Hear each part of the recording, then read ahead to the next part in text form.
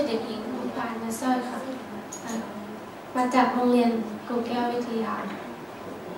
อยู่ชั้นมัธยมศึกษาปีที่3เต้นไหมลูกปีนี้เป็นปีที่เท่าไหร่แล้วลูกเก็บไว้เพื่อศึกษาต่อค่ะอีกส่วนหนึ่งซื้อชุดนักเรียนค่ะแล้วก็เอานำไป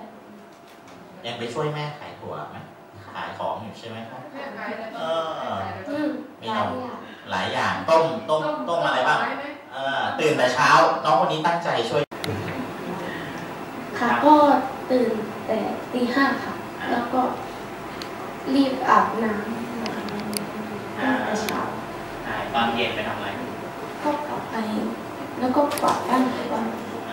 วันเสาร์อาทิตย์เสาร์อาทิตย์ก็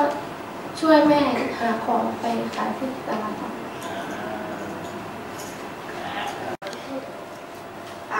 หนออ้อย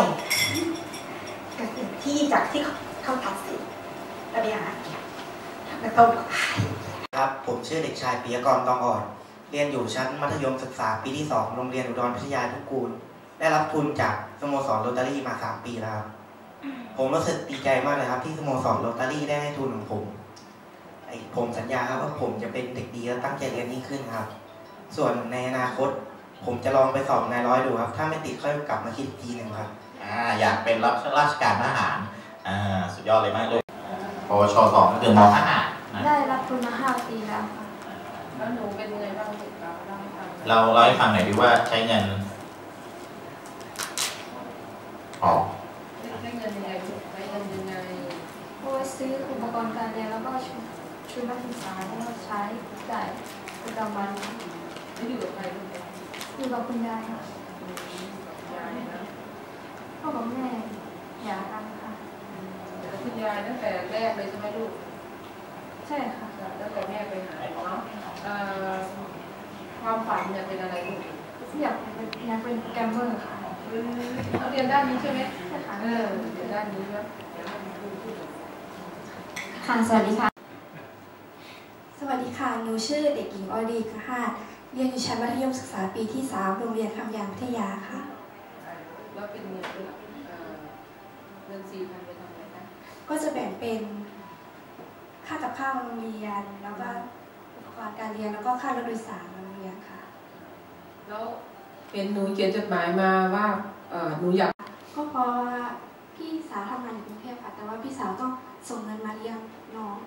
ที่เป็นหลานค่ะทีนี้ทางบ้านก็จะเป็นคุณพ่อทำงานอยู่คนเดียวเลย